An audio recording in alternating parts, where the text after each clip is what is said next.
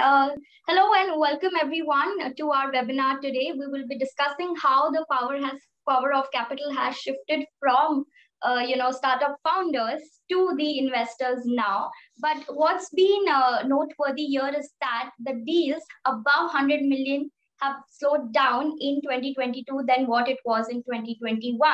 And clearly, in this period of April to May, the deals were only 9 as opposed to 27 in Jan to March. So there is something that is, a shallow gap that needs to be, fulfilled and will be addressed today in the webinar, because the deals above 100, $500 million were also just two in number this year. One was Baiju's $800 million fundraise, which is still in controversy because of Sumeru Ventures. And the other was Daily Hunt's raise of about $805 million. So before we get into the nitty-gritties of this and talk about how the approach of investors has also changed in this, funding winter, I'll just let the speakers introduce themselves, starting with Vikram. Hi, Vikram here. I run Ivy Cap Ventures. We manage over $500 million.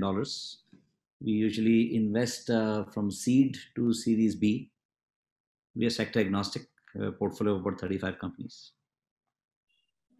Thanks, Vikram. You're also on the board seat of an endowment fund at IIT Delhi, which was inaugurated by the President of India. So it'll be good to know about how the investment philosophy there is different from a normal VC fund, which we'll come to that later. But Anjali, why don't you introduce yourself before we start? Yeah, good evening, and thank you, Radhika, for having us and hosting us this evening. My name is Anjali, and I'm a partner at a firm called Waterbridge Ventures. We are a seed to pre-series A firm. We are, I would say, tech first, but sector agnostic, and we do anywhere from a 200K to a 2 million first check. Cool. It'll be good to know how the investment sentiment is in the seed stage as opposed to the late stage deals, where the slowdown is actually being seen. Coming to you, Parag, if you could introduce. Hi, I'm Parag Dhol. I'm a partner with Athera Venture Partners. We have been in business in India since 2008, have made 33 investments till date, Redbus, Policybazaar being the most prominent amongst them, but we are dedicated B2B investors as well. We are currently investing out of Fund 3, which is a 369 crore vehicle. Well, thanks, Parag, for that. I just would like to say that Athera Ventures was formerly Inventus India, and I've also seen one of your, portfolio exits of Policybazaar, which thankfully had a good IPO exit, unlike others like Paytm and Zomato. But just jumping right into the conversation, this question is open for all three of you, that how has your approach changed in this ecosystem? When we talk of the pandemic, it was like you all had FOMO effect and were wanting to invest in good disruptive opportunities. But now we're seeing a lot of slowdown. So how is it at your end in terms of your investment philosophy, starting with you, Vikram? So it's obviously when pandemic started in March of 2020, right? It took everybody by surprise. In fact, first few months, especially April of 2020, was bad almost for everyone across the table, irrespective of what business you were in. And very soon people realized that, they had to find alternative ways of really sustaining and building growth for their respective businesses. In the overall picture, we saw a substantial shift from offline buying to online buying, and businesses started moving to digital, and then finally landed in a omni-channel kind of business model, especially on the consumer side. And I think B2B businesses also had a mixed kind of outcomes depending on what specific sectors you were serving. We've seen actually, any businesses which are anyways building their businesses around digital, value creation. I mean, those businesses have actually done phenomenally well. But if your burn was very high, and if you were actually working with a very high burn mindset, those businesses could not really survive. And even if they survive for some time, they actually are still struggling. But I think eventually the entrepreneurs who really had this resilience and long-term thinking and a way to handle the short-term challenges, they were able to really manage things very well, and they've come out very well out of this pandemic. And I think those are the kinds of companies today, if you see, they are actually still commanding very good respect from the investors, and therefore the right kinds of multiples on the valuations. But in the bigger picture, especially if you look at the last 6 months versus the previous 18 months or 12 months, the picture has changed quite substantially. Last year, there was a lot of liquidity in the market. Valuations, therefore, were quite high. A lot of capital was coming into late stage deals. You were seeing $100, $200 million deals happening. A lot of that has dried up, mainly because a lot of this capital has gone back, especially if it is coming in dollar. So, I think there is some kind of reality which is also kind of seeping in terms of the valuations and other things. And I think it's a good market from a venture capital perspective, because the quality of deals has not gone down, it's actually gone up. The quality of entrepreneurs has gone up, it's improved quite substantially, but the valuations have become more realistic. So if you're sitting on capital, I think it's a perfect time to be making investments, and therefore choosing the right partners when it comes to entrepreneurs. So we are quite excited, having raised a fund very recently. We just in the final stages of closing a fund 3, which is a $250 million fund. We almost close to that now, mostly domestic capital so far. All we've raised across our fund 1, fund 2, fund 3, we manage about 4,000 crores, all domestically raised. So we actually we feel quite fortunate to actually be sitting on capital at this point of time. All right. Well, the valuation is a very tricky game, and we'll come to that in the later part of the session. But Parag, what are your thoughts on this? So I think Vikram set out the context well, so almost nothing to add there. When we look at ourselves, we think about ourselves as looking at the signal versus the noise, the mean reversal guys. We have been around, as you can see, from the lack of hair and all of that. But it is, we like to think of ourselves as investing in companies which have fundamentally good business models. Yes, they make losses when we invest, but hopefully the line converges, the total cost line and the total revenue line converges as you go along. So negative unit economics businesses at the gross margin level, those you won't see us doing, and high cash burn, we are not a large fund. So we can't do, we don't do. That's been our approach. Having said that, we did make a few mistakes during the pandemic, and those mistakes were not in the nature of FOMO, I would say, but they are in the nature of saying that some of the things that were happening in the pandemic, let's say the EdTech bump that you saw, that would continue beyond the pandemic, which at times it didn't. In most cases, it didn't, actually. So we took a few of those bets, which are going through their own strenuous times. The past portfolio suffered, let's say, at times because they were in travel, things like that. They are recovering well now. So there was I think pandemic was like, as somebody said beautifully, same storm, different boats. So we kind of, our portfolio reflected that. And what we learned there is that even 2 years of a pandemic shouldn't,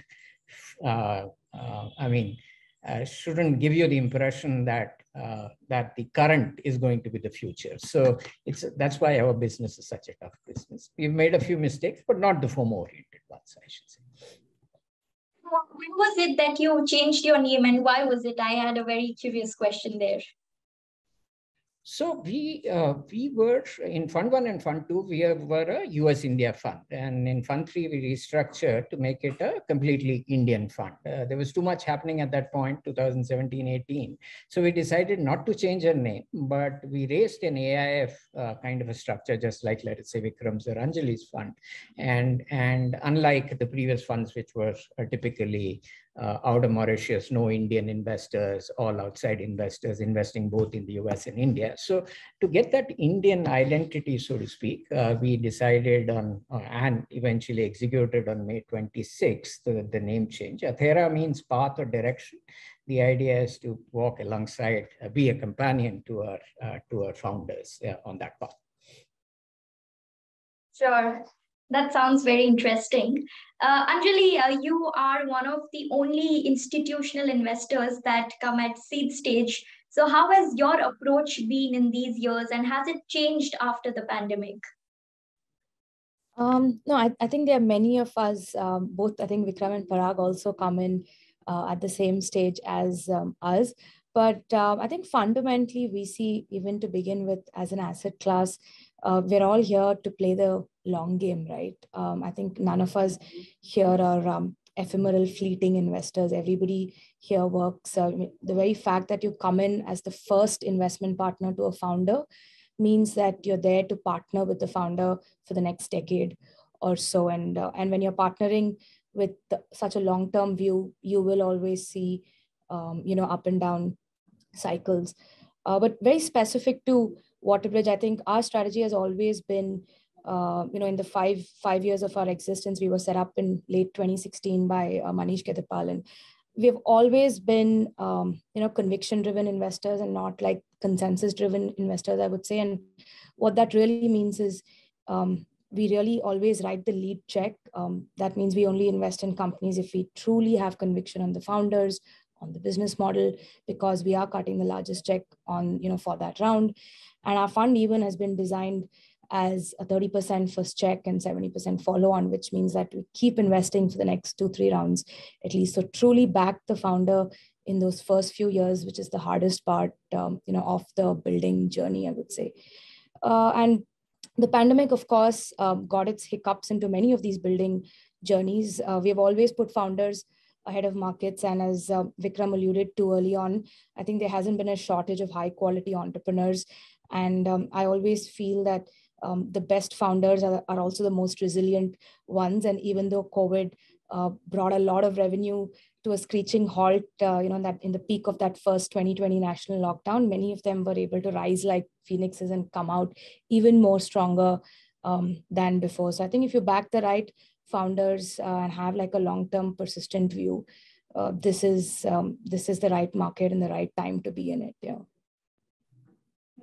Just like you mentioned that they rose like a phoenix, it was a joke in the startup ecosystem also that founders need to be like cockroaches. They should be able to adapt in any kind of environment given any circumstance. But coming to you, Vikram, when we talk of endowment funds, how are they different, from a typical VC fund, and what changes have you witnessed in the pandemic and now when there is so-called winter season?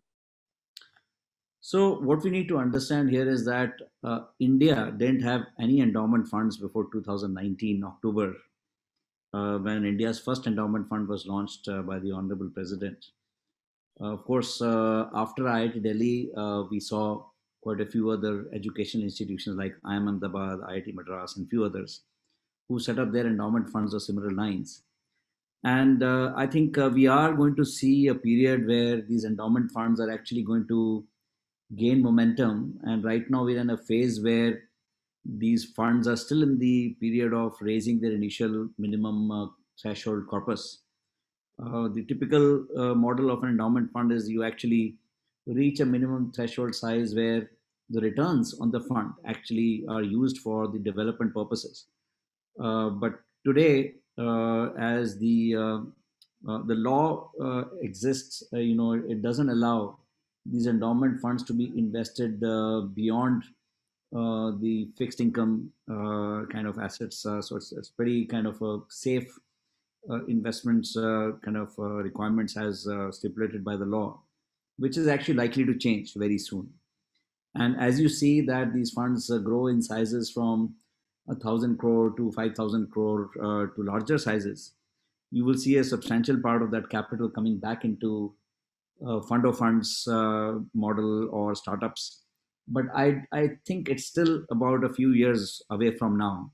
Right now, the idea is just to build that confidence amongst the alumni to showcase that India is capable of creating endowments structures similar to the ones in the US, because people who studied in India and also studied in the US are currently giving back to their endowments in the US, but not giving back to their endowments in India because the mindset is such that they don't necessarily trust the structures or the people or the investment philosophies and things like those. So I think the good thing is that we have started. The good thing is that we are picking momentum. But I think we are still some time away from seeing these funds participating in high risk investments. Got it. So taking from there, you spoke of high risk investments. There is not much activity that's been seen in the late stage, investment opportunities, especially what happened with Paytm, which was supposed to be one of the largest IPOs. So I wanted to understand from all three of you, how do you take exits from your portfolio companies, and what's your strategy been? Starting from you, Parag, maybe because you've been into Policy Bazaar since a very long time and it's been listed also. So how has your experience there been, and what is the way forward for you now that Policy Bazaar is already listed? So see, our business, the VC business, has a contract that you have to exit from every company, isn't it? That's the written and the unwritten contract in there. So Policy Bazaar is one of those 1 in 10, 1 in 20 exits where it happens through an IPO. The typical exit is through an M&A. If you look at history, it is through an M&A. Nowadays, secondaries have become possible as well because there was so much money floating around that that activity reduces, goes up and down as markets go up and down. But that's also another third option, so to speak. But M&A being the predominant option, so to speak. So about 6 or 7 of our companies, besides Policy Bazaar, that is, have had IPOs. In fact, one of them we share with Vikram, a company called Sakrati. In 2017, they exited to a Japanese company called Dentsu that you would know from the advertising world. So those kind of exits are the normal, and that environment is looking good now.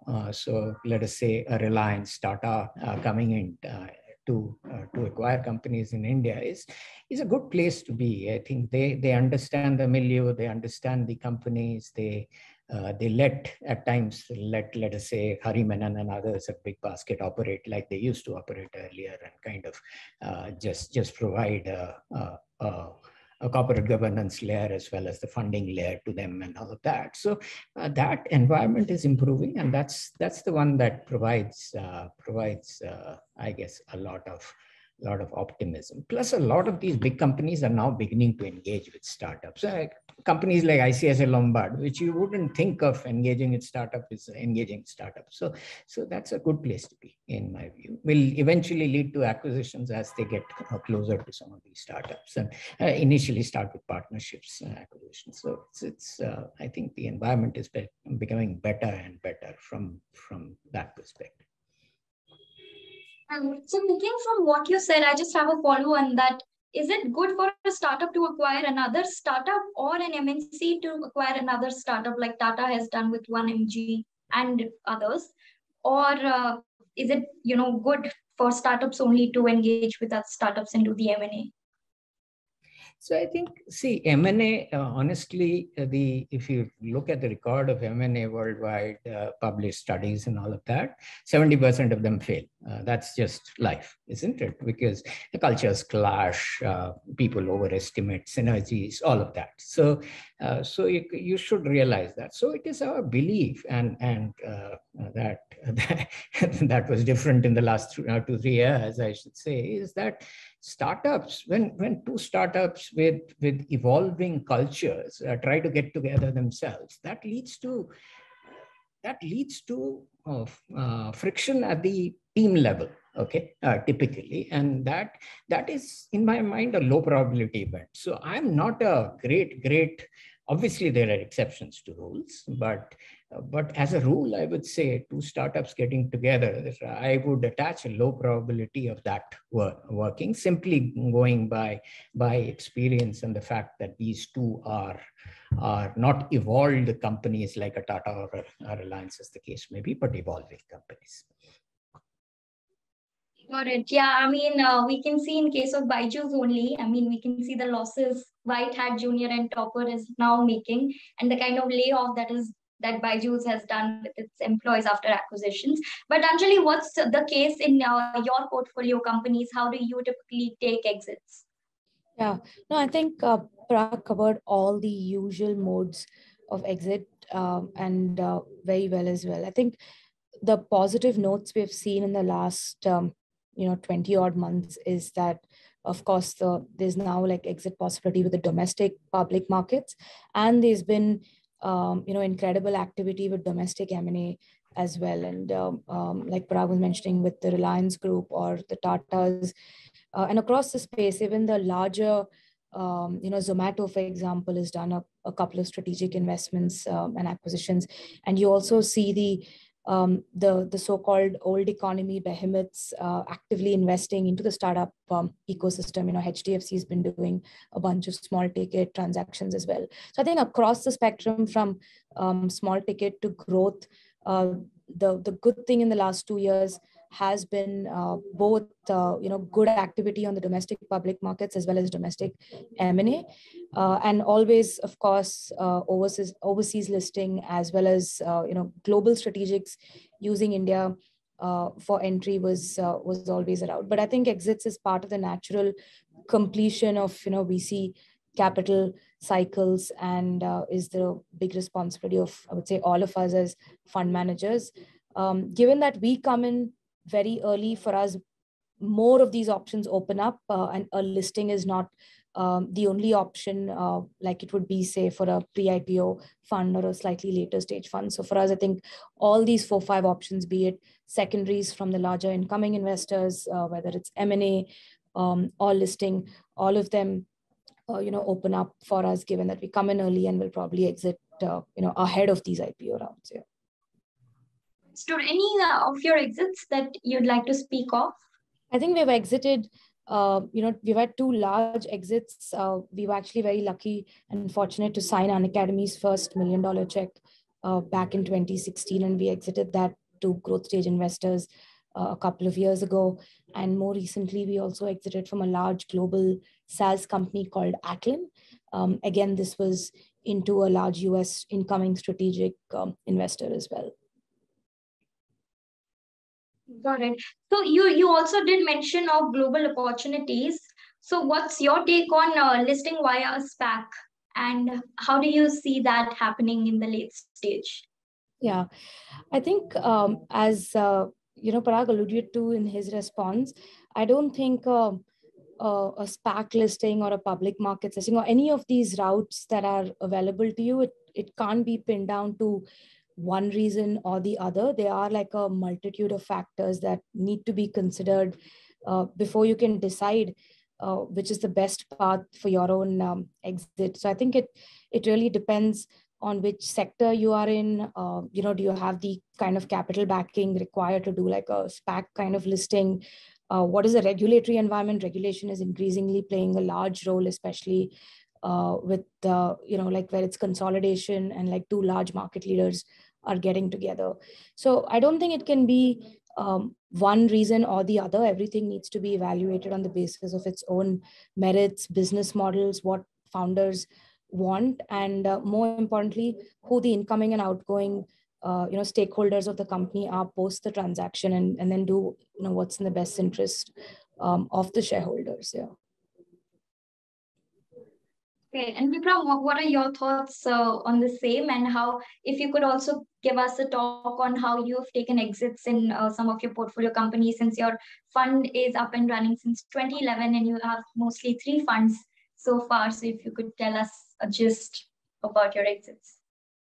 Exit to me, is really something, you can try to find various options. Typically, not in your hands. You have to actually prepare for it over a period of time, right? It's a process rather than an event, right? So actually, we at the time of investment itself, we try to really look at all the possible scenarios. And since we try to take a substantial chunk at the time of investment, in the range of 20 to 30% of the company, very active on the boards of the companies and help them grow their businesses. We look at all the possible options, but as Parag said, the primary option we also look for is an M&A potential of the company, where we see whether the company can actually get a premium, and you need a minimum size to be attractive to a potential acquirer.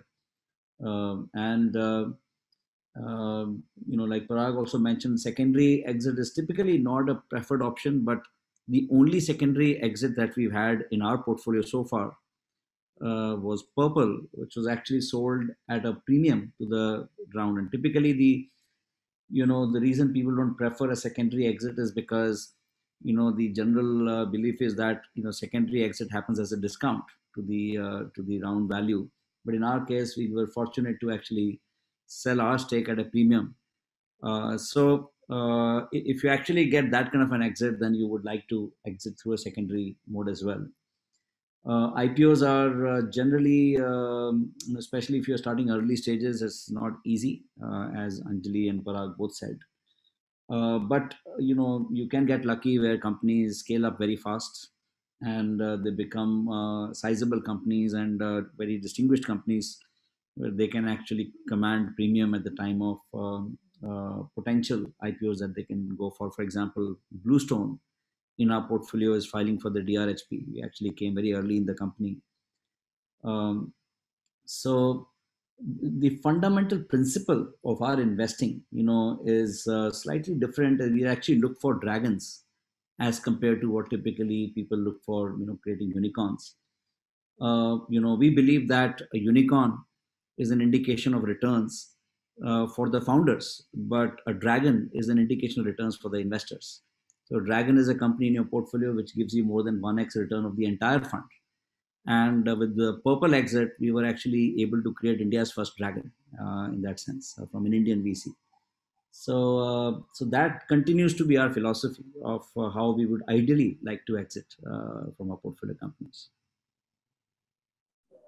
Well, this term dragon is something that y'all invented, or is it a globally used term? So honestly, even I didn't know about this term. Right after we made this exit, and I was on a panel like this with a few other VCs, and another VC said that Vikram has created India's first dragon, and that's when I started doing some more research, and I found out that it was quite an interesting term, and since then we started using this term. Yeah, I think dragons can also be much faster than horses, so dragons over unicorns. I can get that. I'll let Devakar take over from here. Sure. Thanks, Radhika. So my question to both Parag and Vikram is, as you all understand, there is always a symbiotic relationship between the founders as well as the investors in order for the startup ecosystem to work. So, and we go through different cycles, whether it's up and down. So in your opinion, what are the triggers, both macro, such as like inflation or global geopolitical scenario, and micro, like specific to the company, which kind of affects the balance in the relationship? So specifically, what are the circumstances which shifts the balance more in the favor of the founders versus those which shift in favor and the balance more in the favor of the investors? So Parag, you can start, and then Vikram can chip in with your views.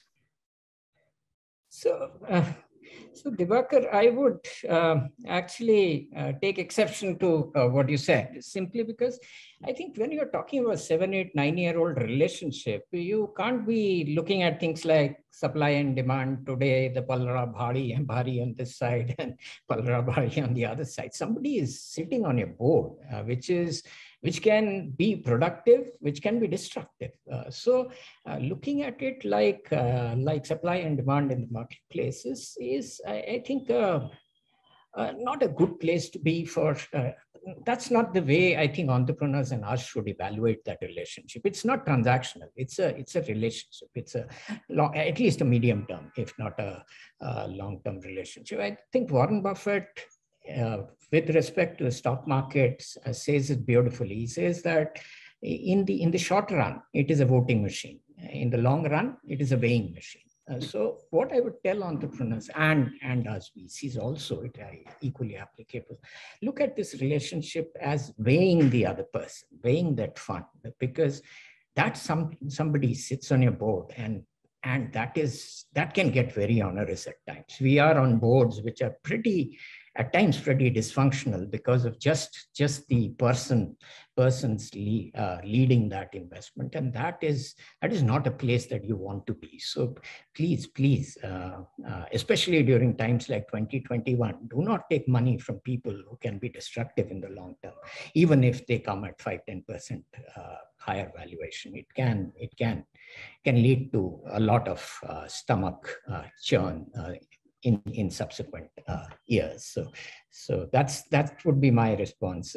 Somewhat different, quite different from where you were going, but that's my. No, so my question, fair enough. Like obviously, it's a long-term relationship. Sometimes I've even seen founders and the investors sticking together with the investment being rolled over into the following fund just because the relationship is going well. So instead of the standard 5-year or 10-year relationship. So, but Vikram, your view on that? How have you seen, like, especially like encounter situations where you feel that there is one side has a better negotiating leverage compared to the other? Until you have invested in the company, there is a lot of back and forth in understanding each other. Many times you're trying to explain the rationale for certain terms, and the founders may not necessarily be aware, or they may not necessarily understand why certain terms are worded the way they are. For example, there is a put option on default, right? So if actually, and then there is a penalty attached to it, and not many founders understand this clause. They try to negotiate really hard, and they say, why are you putting such a hard penalty on me, right? So until you have actually put the money in the company, you're still kind of going back and forth trying to understand each other. And the entire process is actually also a way to know each other. In fact, you may initially like the founder, you may like the business, you may like everything, but when the negotiation process starts, that's when you realize, and really understand the true behavior of the entrepreneurs, and the entrepreneur understands the true behavior of the investor. Mm-hmm. And that actually should be taken into consideration before you actually make the final investment. Mm-hmm. But once you've invested in the company, and once you're on the board of the company, then there's nothing you versus us kind of an approach. Then it's like everybody's sitting on the same side of the table, because now as a team, the investor and the founders will have to then make sure the company is created further in such a way that it is taking to the next level investor, or to the next level of growth very nicely together as a team. There could be again a you versus us kind of a mindset when the actual exit scenario builds up, where if there are differences in terms of the view on the company, where it will go further, or the investors' exit requirements, or the returns that the investor is expecting at the time of exit. There could be some friction in some cases that builds up at that time, which can be avoided if things are negotiated properly upfront and communicated properly upfront, as well as during the course of investment. So, we've actually realized that very early on, and we've tried to negotiate things early on, try to communicate properly, so that at the time of exit, you don't have much friction. Sure. And what we saw last year, especially in 2021, there was a lot of frenzy in the funding with over $40 billion being invested in the startup, minting new unicorns. And suddenly at the start of this year, especially due to geopolitical crisis in Russia, Ukraine, suddenly the liquidity dried up. And then the emphasis came back again on unit economics, path to profitability, preparing for the funding winter. These are the phrases we heard. But my question is, isn't that a fundamental thing anyway when you are running a business to focus on the unit economics and to figure out a way towards profitability? Why was it in a way forgotten in a period between mid 2020 and late 2021, and how it has now suddenly come back to in the mind of the investors and the founders that now we are hearing these terms? So shouldn't that be there all the time anyways when investors are funding the startups? My view on that is, that unit economics mindset is always there. It doesn't go away. But this particular thing that you're talking about is a function of demand and supply.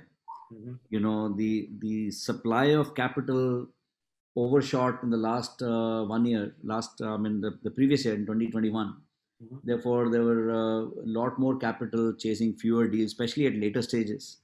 And of course, when you have multiple term sheets with the founder, and you'll always have this one investor who is just looking to invest and has some kind of a FOMO or some other driving force just to deploy capital. And that investor can drive the behavior of the entrepreneur in terms of how the entrepreneur starts negotiating with the other investors. You may not actually see any kind of rationality at that point of time in terms of the unit economics or the multiples or other things. Just because the entrepreneur has a term sheet which is much more favorable than they would have expected. So I think in today's market, that demand supply is actually in favor of investors. There are very fewer term sheets out there. Founders are, if you all you get is just one term sheet, then you will have to just listen to what the investor is saying. So I think it's a matter of how the bigger picture scenario unfolds, and in the last 6 months especially, market has actually seen a substantial correction. But I think we don't see this window to be staying there for more than 6 to 9 months. So if you have to make good deals as an investor, I think the time is over next 6 months or so. Sure. And Anjali, your views on the same, like how did you encounter that situation last year and vis-a-vis now? Yeah, I think as I always say, when you take like a long-term view, some of these fundamentals will have to play out. But given the early stage nature at which you come in, like, most of these companies, you're relying heavily on the founder's narrative and the founder's vision for the business, right? There are no metrics in many cases. There's just an MVP. There is no revenue. You are fundamentally meeting an incredibly smart, ambitious founder, building something in large, deep markets, and there's a long-term vision for this product that you buy into, and that's the basis on which you invest in. So I think, as Vikram said, I don't think any of the narratives or priorities at the board in terms of unit economics, other vanity metrics versus the real metrics really changed. I think it's really about what assumptions you made at the time of cutting that first early stage check in terms of the business model, in terms of how quickly you'll monetize or how much can you charge a particular user. And in reality, did they play out, or were there delays in some of these playing out, or did they not play out at all? And I think those were the adjustments that we have seen, in the last 2 quarters, maybe. And so it comes back to just, I think, doing only, like I said, top-down thesis focused conviction. And there's a reason, we follow that as an investment strategy, like only invest in sectors we understand, in business models that we think we can add value in. And if it's a space that we feel we can't fully understand these assumptions or can't fully buy into the founder's vision to build out and to scale and grow the business in a particular way, then you just, stay away from that sector. But I think it's also important to understand that fundamentally, everybody's in the VC business to build enduring companies and to fund like highly innovative business models. So therefore necessarily there will be a few hits and there will be a few misses, and that's just how it's designed to be. You can't, once upon a time, disappearing photos was touted to be a crazy idea that became Snap. So I think some of these ideas, prima facie, might seem like crazy. But I think if you back the right founders and right markets, like I always say, you can build long-term enduring businesses. And some of the things which we see these days is also investors are collaborating. Like a lot of deals which you see have a number of co-investors. Sometimes also with the proliferance of some of the angel networks as well, like your Let's Venture, Hem Angels, or even the TIE, which even allows people to invest as little as 5,000 rupees also into a startup. So how do you see, like, is that the investment pool is also getting a little bit de-risked, because even though you may be able to write a full, let's say, $2 million check, but you're still preferring that you'll write 1 million and then you'll have another million be filled by other investors who are comfortable sharing the risk as well. Are you seeing that trend emerging? And do you see that, especially even amongst in the current scenario, that panning out a lot more? Yeah, I think in general, it's always a great trend if more investors are recognizing the asset class, and in general, at least trying to appreciate the risk involved as well. And, like Vikram was mentioning, that his fund was entirely raised domestically, and that's also a sign of the ecosystem maturing. I think just a decade ago, would that have been possible? Maybe not, right? So I think it's overall good to always have more participants into the ecosystem. And I, for one, always believe that every investor or capital allocator, if I may, irrespective of the size of the check or the nature of the institution, has a role to play on the cap table. I think I always tell angels who want to join us to invest, saying that you need to convince the founder as to why your 2 lakh or your 3 lakh check makes the difference to his or her cap table. And I think as long as the founder is able to see value, I don't think it really matters what the check size is, or like I said, what the nature of that institution or organization is. And Parag, for the way forward for the startups amidst this current situation, what do you recommend of what they should do to move forward with their fundraising plan, especially in light of the relationship that you highlighted that a startup should build with the funds? So, I mean, it's long term, isn't it? Fundraising, as they say, is not a point, but a line. So you have to stay constantly. That is one of CEOs of a startup, for sure. One of his or her major roles, so to speak. To go back to your earlier point of growth versus profitability, I think. I see it as a tightrope, walking on a tightrope. It's like Yashish or Funny from Red Bus, walking on a tightrope with growth on one side and profitability on the other. If you go too much on one side, you will go beyond your center of gravity and boom, you fall down. So if you don't have growth but have profitability, you are a nobody. You will be a 10 crore company to gross profit. Who cares, isn't it? But on the other side is you could have growth and never have profitability. I mean, one side is, Google is a great example of a company that built, just to take some non-controversial examples, well-known ones, that built a profit engine as well. Uber, at least in India, is a company that provides value to its customers but doesn't extract anything out of it. So you have to get to a place where you extract some of the value that you provide to a customer, and that is I think the difference between success. Providing value to a customer is an absolute necessity for a startup to succeed, but it is not sufficient. You have to take some of the value for yourself. That's when a startup is successful, and it's in that second subtle point that some of these unicorns will probably meet the match, if you will, in subsequent years. Radhika, your yeah. We'll take another. So Parag, just following up on what you said earlier, that with the founders you build a relationship, and it's not just a transaction, but a relationship also sometimes syncs and comes with its own challenges. So how do you make sure that they float smoothly. And I want you to talk here about some of the bad times that you have had, because good stories anyway sells, but it is from the bad ones that we, take learnings. So why don't you tell me about those failures which you encountered with your portfolio companies, with or without mentioning the names, and how you overcame it? So I think, see, I'll just say this. One of our founders, at least, he's bringing, this is a failed founder. His company failed. We actually pulled the plug on him eventually, because that total cost and total revenue line was just not coming together. We didn't see him being capable or the business being capable of. So we pulled the plug, but we did it in an honorable way throughout the process, explaining what we did, and he's coming back and investing in our fund for it. So that tells you that even with founders who you kind of pull the plug on, which is the worst thing you can do as a VC, isn't it? It's the toughest decision as a VC to tell somebody that for 5 years, boss, I don't believe in it anymore, bye, isn't it? That's effect what you're saying.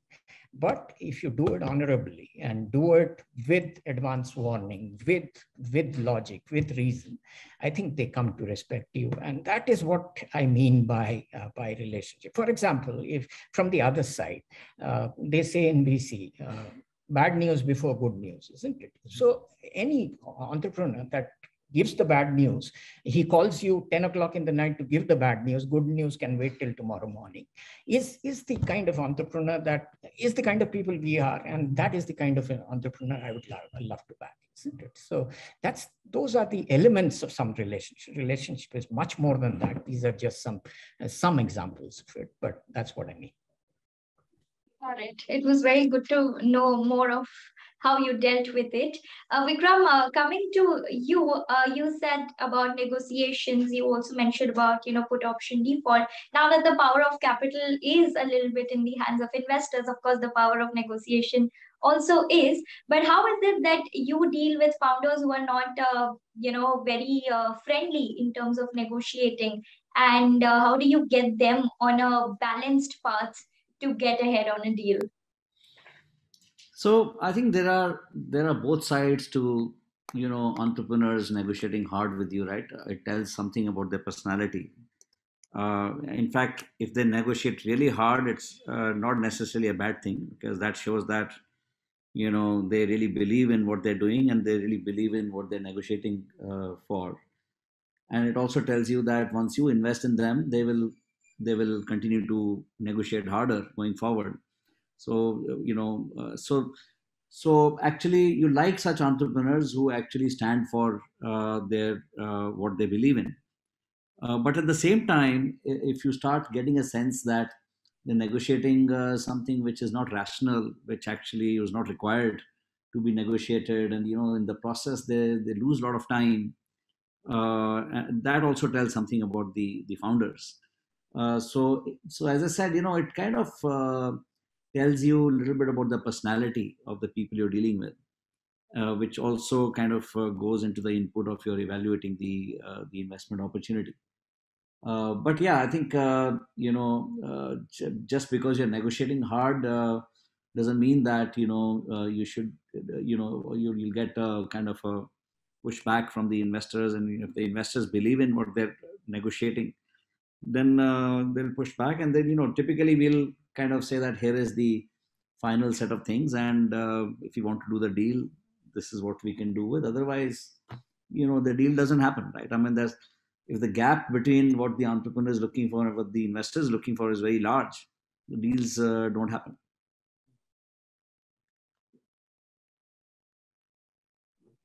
Right.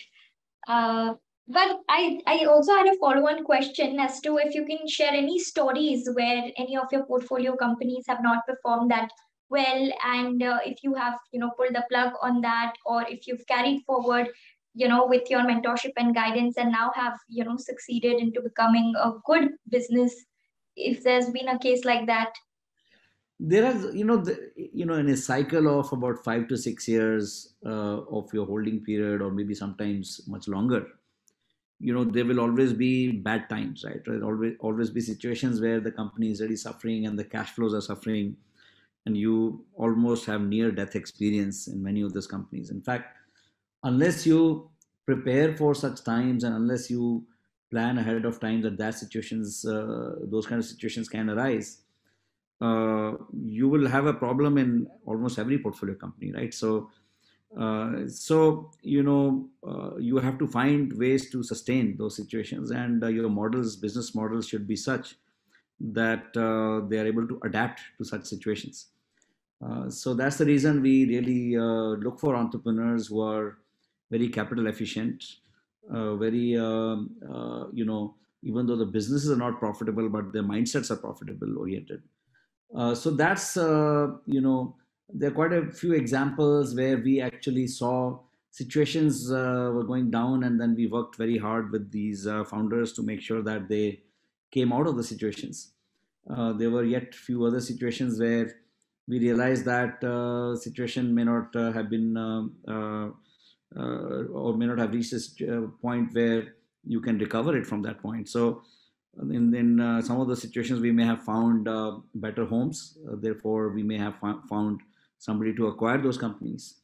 And in maybe select cases, even if you tried everything possible, we just couldn't revive the company. One such case in a fund 1 out of 10, and 3 cases out of 23 in fund 2, we had such situations where we just couldn't revive the companies despite our best efforts. Yeah, this is just like medical profession, where you try your best to, get the patient recovered, but then it is what it is. Sometimes the miracles happen, sometimes it doesn't. We have to deal with it with a positive mindset. But before I come to you, Anjali, I have a question for you, Parag, there, that you deal with tech-based companies, and one of your portfolio companies is also Pixel, which is into space tech. So these are kind of, innovative models which may succeed, like a rocket, or might just launch and fail also in the sky. So how is it that you are dealing with tech based companies in your portfolio? So I think we as a fund took the call in this fund in particular that I think hardware, it is time for hardware. Okay. And when I say hardware, I say it with a twist. I think it was Steve Jobs quotes Alan Kay, who's a computer science pioneer, who says that anybody who's serious about software needs to develop their own hardware. I read this recently and it stayed with me. And I think the Pixels of the world, the PlayShifu, we have invested in Euler, for instance, which is an electric vehicle company, is basically a bet on that the value add is in software, but you also do hardware because the two of them are inextricably linked. Not many of us in the current environment, there are a lot of funds now, not many of us would invest in what is called as deep tech, and we classify that as deep tech, which basically takes a long time for the product to emerge and a significant amount of money. Let's say 2 years for the product to emerge, as distinct from a SaaS or consumer internet, where you can throw something up in 3 to 6 months, so to speak. So that is what we have taken as a bet. And Pixel is something we are really happy with. Yes, it could go up in smoke even today. They do have one satellite up in the sky, so it will not be fully in smoke, but something is there. But it's still largely a digital bet, but it was something we felt and the time had come and we wanted to back. Brilliant bunch of guys. We are really happy for the experience of the last 2 years. Even if we lose the money, that's fine. It's not a problem. I'm sure the founders will be very proud. I know that you already have communicated that to them, but when you see your parents talk about you in a school, in front of your teachers, they're much more happier than you praise them at home. So the founders will be much more prouder when they hear this. Anjali, coming to you, how is it that you've dealt with, failures in your portfolio companies, and how is it that WaterBridge provides them mentorship to tackle with bad times, especially in the pandemic? You might have discovered some of such opportunities or circumstances. So how is it that you sailed through them? Yeah, I think with every peak there's a trough, and I guess at some level it's part of being in the VC business. And I think I mean, all points made have been made very well. And the only 2 or 3 things that I could possibly add is that, like Parag was saying, it's very important about how you communicate and what the nature of the relationship has been and how do you treat that particular situation. And I, for one, always believe that if you're truly an early stage partner, and if you have high conviction in the business, then it's also about just rationally, if the founder has always seen that you've supported them through peaks, through downs, ups, all of it, then at some point you've always directionally signaled saying, this is what the likely outcome should be. And if you're not seeing a path towards that, then the inevitable conversation of what's the way forward? Should we find like a new home, or should we, liquidate the company, etc.? I think specifically with COVID, there have been some of these situations where I think it is also important to, I think 2 things. One is COVID, and maybe even the second thing is the regulation. I think especially recently as well with some of the RBI regulations. So I think it's also important to separate what was a controllable factor and what was an uncontrollable factor, right? If we, for example, had an RMG gaming company in the portfolio, and if suddenly states end up banning it and your revenues start like falling 20% month on month, then it is a situation that you need to be empathetic towards, and it's not something that you can isolate the founder to, right? So I think it's also important to be able to recognize that not everything was a controllable factor that led to the business model not scaling. I think COVID was another example of that, where I just felt many businesses, it was just tough luck, just being wrong place at the wrong time. For example, we had a company in our portfolio that went through particularly tough times during COVID. They were actually a financing platform for elective healthcare procedures, and this was really a cosmetic procedure or a cataract, typically like a daycare procedure that wasn't covered by insurance, and they would help you finance it so that you could undertake the procedure. And for the longest time, we had no visibility on when patients or customers would want to come back and do a cosmetic surgery or a bariatric surgery or a hair surgery or even IVF for that matter. So I think it was just, like I said, tough luck and the macro not really being in your favor, combined with the fact that there was no, not just immediate, but even long-term visibility on when sentiment would change. And yeah, I think those are the only 2 things that I wanted to add, apart from what was already said, that it's also important to separate what was controllable, what was not controllable, and sometimes to just be empathetic to the situation on hand. Not everything is the founder's fault here. Right. I mean, today only there was an article in the Morning Context about how, surgical companies are, playing with consumers' mind. So I wouldn't want to go there and dive deep into the business models about how hospitals function. But we do have a question from the audience in that what do you think is the diagnostic sector going to look like in the future, and how does the valuation of companies like PharmEasy and MFine be defined? Anjali, if you can, start with it. I'm actually not a healthcare investor. I mostly do consumer tech. So I'm going to give a very high level. Even if you look at our portfolio, we don't have, we don't do primary healthcare or even the platforms. We've stayed away. So I'll pass this to Vikram or Parag, but yeah. Oh, Vikram, why don't you take this?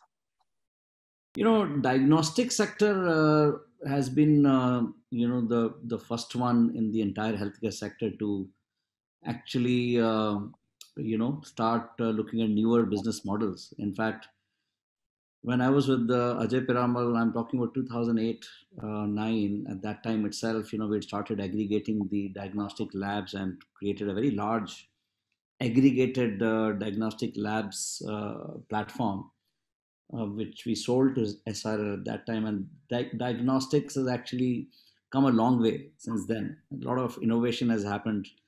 A lot of opportunity still exists, while people have actually created more of aggregation play over time. But I think there are opportunities like working to the doctor's clinic and connecting the diagnostics to the clinic itself, and therefore aggregating or creating a longitudinal patient records, capturing not just their prescription data, but their diagnostic data, their drug data, all through a single record, which actually then can give a much better view of how to treat the patient over a period of time. So we are headed in that direction.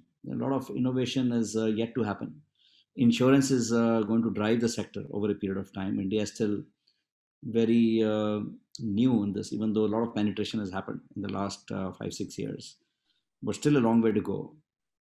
So I think the valuations, I think were function primarily, pharmacy and other examples, right now, obviously there's, as I was saying earlier, while there is a reality seeping into the valuations, I think this is probably a good time to look at assets to invest. But in the longer term, I think I personally expect healthcare to generate a larger number of unicorns over a period of time.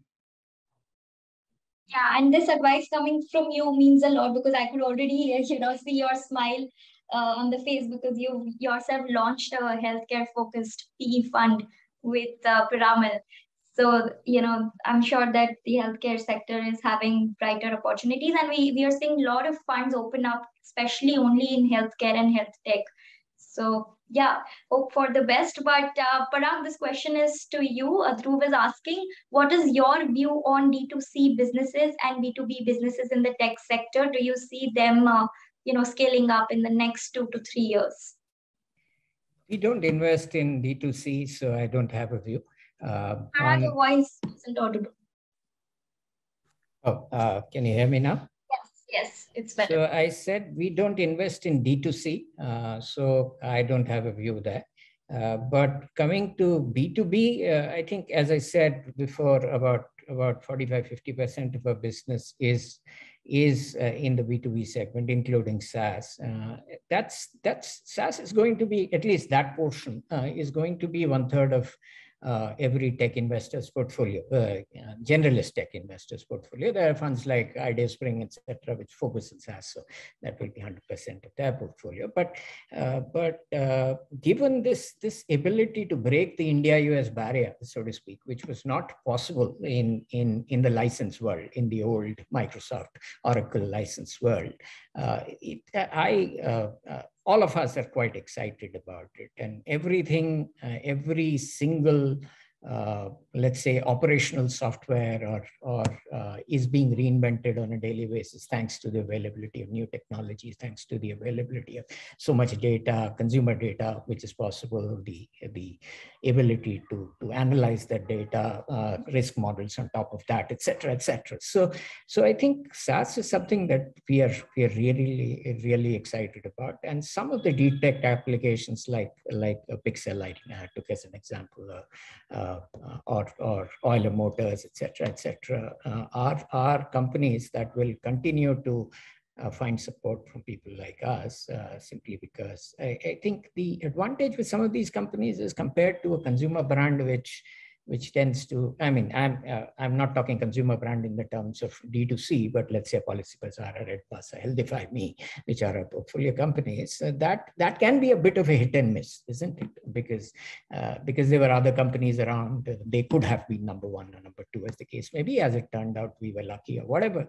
But in the B2B segment, it's not the winner takes all, and consequently you can differentiate by, let us say, just having a superior product, for instance, or finding a market that somebody else has not found, etc., etc. And these businesses tend to be slightly less capital intensive. So that is where I come out in it.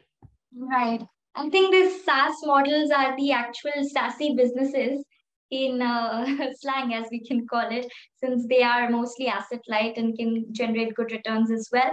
But I know we're running short of time, but Anjali, since you deal in the consumer sector, I'll just give this last question to you as to what is your view on the D2C businesses, because we had a question from the audience there.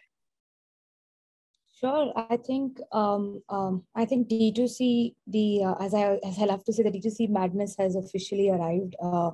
We are a brand-starved country, and I think we're about 300 million, Gen Zs and millennials are shopping online now. And given just the fact that the overall e-commerce ecosystem has really matured, and we should thank the category creators of the big baskets and Amazons and Flipkarts who created that trust and infrastructure for consumers to shop online. I think finally we're seeing that shift away from platforms into direct D2C channels. And an interesting statistic is that there are almost about 40,000 Indian Shopify stores for D2C brands, and that's just a sign of I know the base is low in India, but the fact that it's for Shopify itself is amongst the fastest growing markets outside the US is just a sign of how early it is still in I would say the overall D2C space. And of course, I think across categories as well, we are yet to see it fully scale and play out. What we've predominantly seen is fashion, lifestyle, which is of course 70% of where the spends are. But I think there's massive potential for newer spaces. I'm particularly excited about, say, kids nutrition and kids safe FMCG products. I think teen beauty and personal care is another space that we've not seen too many brands. Home is another space, home, and then the entire, the thematic wave around clean, cleaning, like clean-based, organic, sustainable, chemical-free, home-based products. So I think there are like multiple subcategories beyond your usual fashion, beauty, personal care, that where we can still see multiple brands emerge. And yeah, that's what I would end with. I actually published something on my LinkedIn a couple of weeks ago on the overall D2C ecosystem and what new marketplaces and distribution channels could arise. Yeah, so space of massive interest for me personally. Got it. Yeah, I mean, the space of nutraceuticals is also picking up, pace, and we'll see more of power gummies in the space coming up soon, and more of your investments there.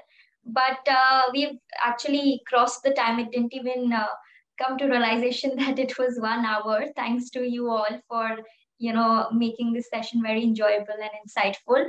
I'm sure we'll have more of these in the future. But for now, thanks a lot, Vikram, Parag, and Anjali, for your time. It was lovely to see you, and I hope our audience also enjoyed each bit of it. We'll stay tuned with the recordings of it and keep you posted.